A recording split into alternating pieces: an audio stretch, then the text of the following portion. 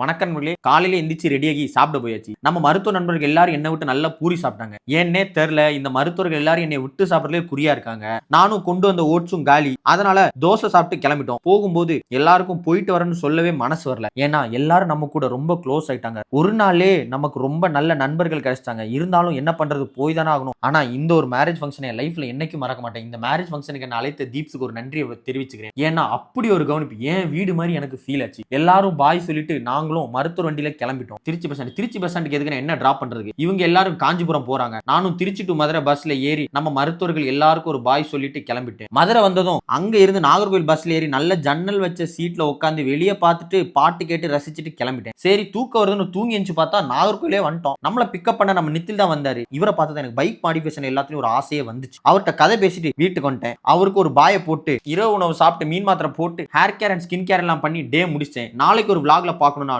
do follow and subscribe Jeff Vlogs. நன்றி.